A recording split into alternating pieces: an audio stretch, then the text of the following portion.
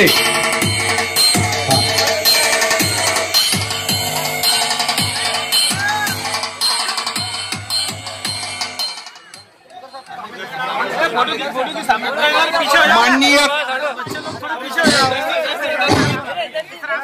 माननीय खासदार इम्तियाज जलील साहेब यांच्या शुभ हस्ते विकास कामाचा शुभारंभ होत आहे।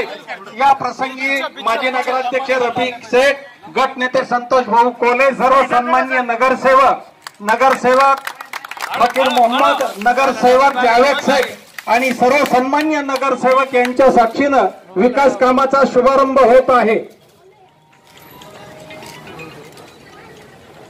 या प्रभाग 9 चे नगरसेवक सन्माननीय जावेद शेख, नगरसेवक सन्माननीय फकीर मोहम्मद रंगरे यांच्या या कामाचा शुभारंभ आज आदरणीय औरंगाबाद जिल्ह्याचे तरुण तडफदार खासदार आदरणीय इम्तियाज जलील साहेब यांच्या शुभ हस्ते होत आहे। ही एक कन्नडवासियांच्या दृष्टीने अतिशय आनंदाची, स्वाभिमानाची आणि अस्मितेची गोष्ट आहे।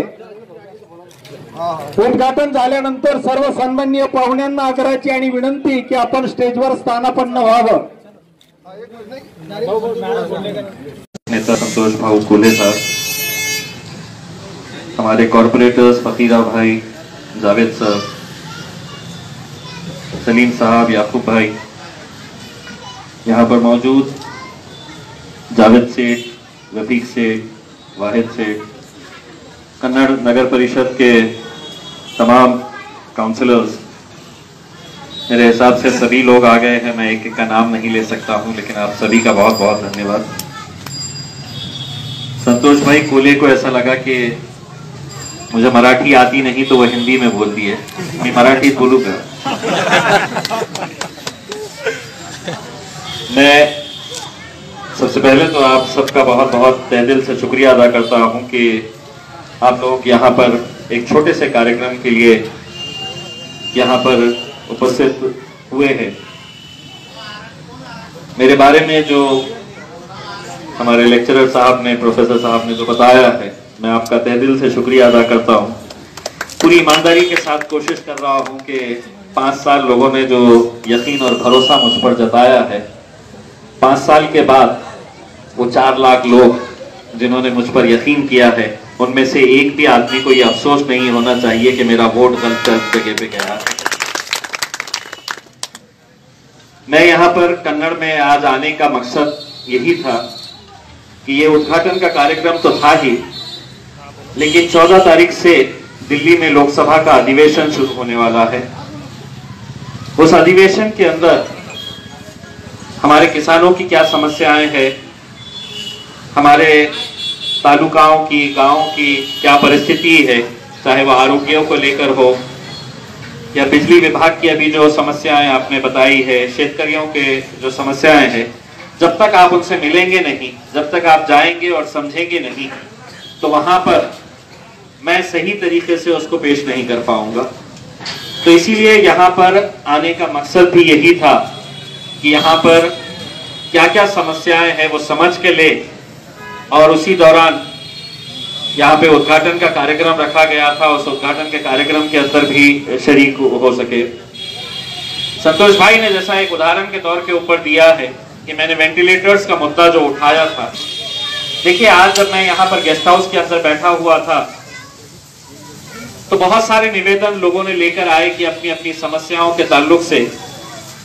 मैं ये समझकर चलता हूं कि ये 5 सालों के अंदर मेरा लक्ष्य जो है, मैंने एक जो दृढ़ निश्चय किया है कि आने वाले 4 साल जो मेरे बचे हुए हैं, वो 4 सालों के अंदर कन्नड़ के अस्पताल को हम इतना भारी और इतना सक्षम बना देंगे कि दोबारा कोई पेशेंट यहाँ से आप औरंगाबाद को रिफर न करें।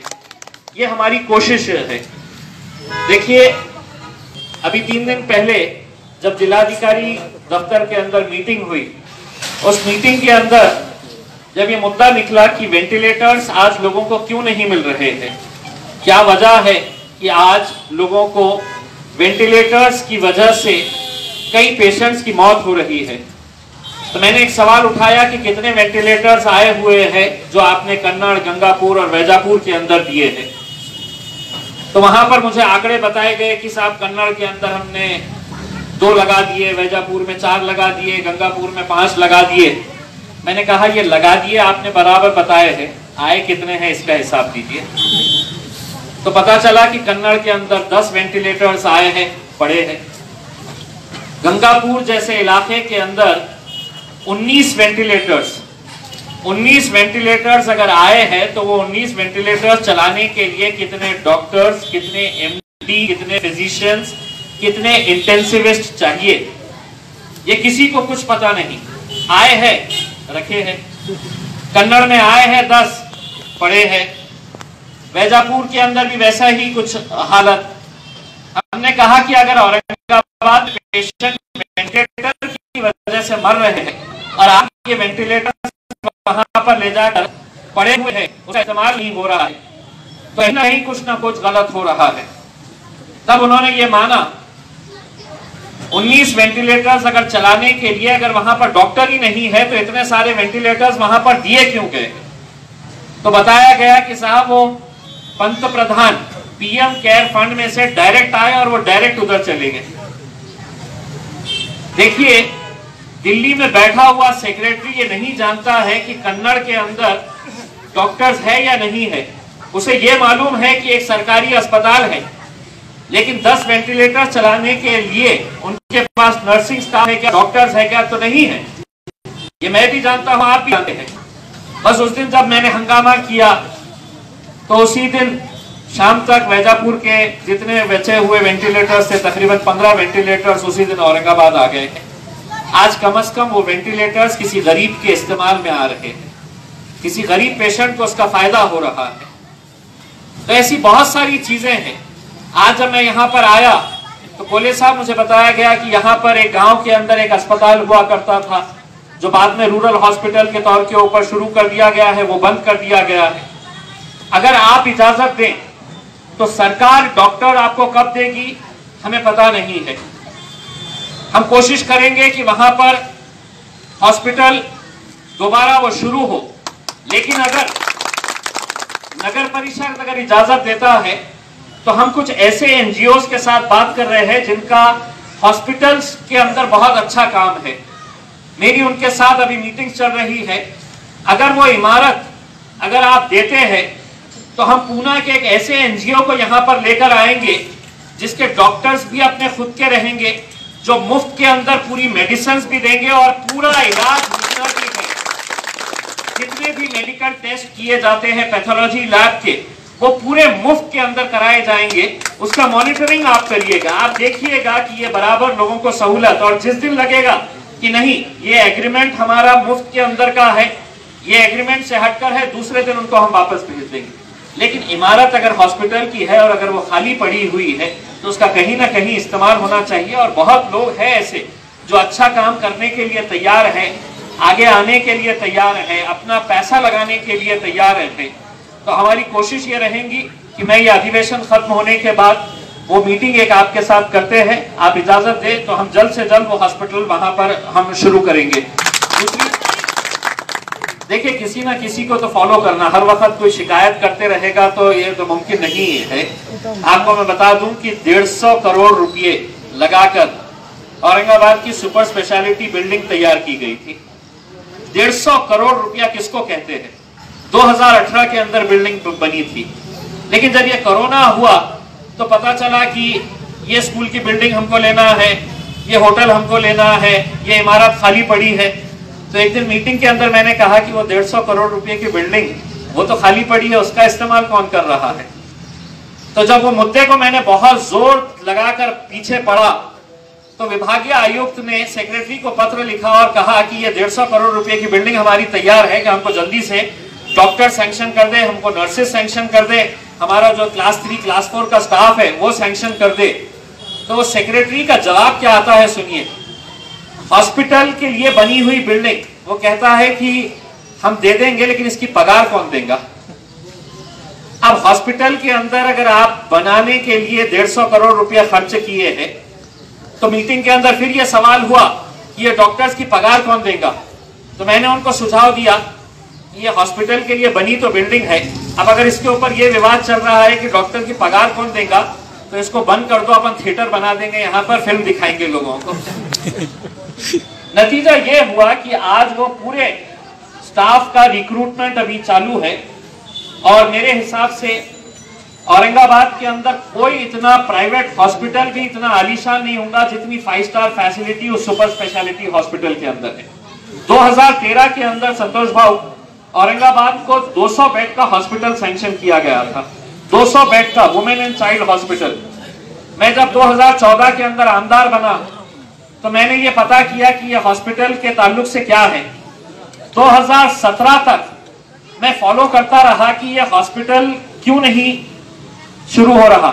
एक दिन मीटिंग कॉल किया तो सिविल सर्जन ने इतनी बड़ी एक मोटी फाइल लेकर आया और मुझसे कहा कि साहब वो हमको 7 एकड़ जगह चाहिए, वो 7 एकड़ जगह हमको नहीं मिल रही है। कलेक्टर तहसीलदार को लिखता, तहसीलदार सिविल सर्जन को लिखता कि हमको 7 एकड़ जगह चाहिए। अब आप सोचिएगा कि 110 करोड़ रुपए की हॉस्पिटल की परमिशन दी गई है, वो फंड अवेलेबल है, लेकिन 7 एकड़ जगह नहीं मिल रही। फिर थोड़े दिनों के बाद पता चला कि क्रांति चौक की जगह गोपीनाथ मुंडे स्मारक के लिए दे दी गई सरकारी जमीन। फिर उसके बाद पता चला कि बाल ठाकरे स्मारक के लिए 25 एकड़ जगह दे दी गई। तो मैंने कहा कि अगर ये स्मारक के लिए सरकारी जगहें दी जा रही है तो अस्पताल के लिए 7 एकड़ जगह क्यों नहीं मिल रही है। फिर मैंने बॉम्बे हाईकोर्ट के अंदर PIL फाइल किया और वो PIL के पहले ही हियरिंग के ऊपर हाईकोर्ट ने ऑर्डर दिया कि जल्द से जल्द ये जगह हॉस्पिटल के लिए सैंक्शन की जाए। तो जिस जगह के ऊपर गोपीनाथ मुंडे साहब का स्मारक आ रहा है उसी जगह को आधे हिस्से में बांटकर हमने वहां पर वो हॉस्पिटल का प्रस्ताव लिया। उसका पूरा रिव्यू मीटिंग मैंने कल ही लिया है और मुझे ये बताते हुए खुशी हो रही है कि नवंबर के महीने के अंदर ये 200 बेड के हॉस्पिटल का काम अब शुरू होने जा रहा है। तकरीबन 11 करोड़ रुपए उसके सैंक्शन भी हो गए हैं, 110 करोड़ रुपए का प्रोजेक्ट है। तो ये देखिए किसी ना किसी को फॉलो करना पड़ेगा। हम हर वक्त शिकायत अगर करते रहेंगे कि ये बंद है वो बंद है। मैं आपको संतोष भाई ये कहना चाहता हूँ, जब चुनाव आएंगे तो मेरी पार्टी अलग, आपकी पार्टी अलग। ये एक लड़ना एक अलग बात है, लेकिन 5 साल तक मैं आपका भी खासदार हूं और पूरे अधिकार के साथ पूरे कॉर्पोरेटर ने आप भी मेरे पास आना चाहिए। आपने जो MSED के ताल्लुक से, MSEDCL के ताल्लुक से कि यहाँ पर आप लोगों को लाइट की जो समस्याएं हैं, DP नहीं मिल रही है, मैं अधिवेशन खत्म होने के बाद कन्नड़ के ताल्लुक से एक विशेष मीटिंग हम औरंगाबाद में लगाएंगे। आप पूरी समस्याओं के साथ आना और पूरे का पूरे जितने भी समस्याएं हैं उसका निपटारा करने की जिम्मेदारी ये मेरी रहेगी। आप जब तक पूरी जमा करिएगा जितने गांव के अंदर जो समस्याएं हैं, क्योंकि देखिए जब मीटिंग के अंदर जब मीटिंग ली जाती है तो अधिकारी कहता है कि नहीं साहब 2 दिन के अंदर तो हम DP चेंज कर देते हैं, लेकिन अगर यहाँ पर महीने अगर नहीं मिल रही है तो किसी ना किसी को हम अकाउंटेबल बनाएंगे। जो काम करेगा वो रहेगा, जो काम नहीं करेगा वो घर जाएगा। तो एक बार फिर से मैं तमाम हमारे कॉर्पोरेटर्स का, यहाँ के नगर अध्यक्ष का, जितने भी कन्नड़ नगर परिषद के कॉर्पोरेटर्स आए हैं, मैं आप लोगों का तहे दिल से शुक्रिया अदा करता हूँ। और एक बार आपको फिर से ये कहता हूँ कि राजनीति अपनी जगह के ऊपर है, लेकिन ये काम करने का वक्त है। आप बिल्कुल कभी भी ये मत सोचना कि मैं किसी एक राजनीतिक पार्टी का खासदार हूँ।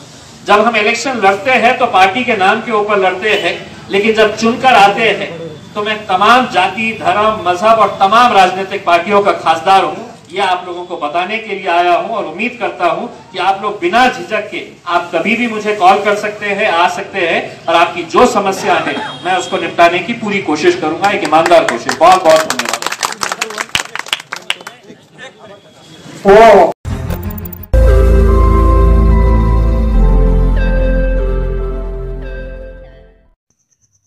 रोज नई खबरों को देखने के लिए हमारे औरंगाबाद समाचार चैनल को सब्सक्राइब कीजिए और नोटिफिकेशन पाने के लिए हमारे बेल आइकन को दबाइए ताकि हर खबर की नोटिफिकेशन आपको मिलती रहे।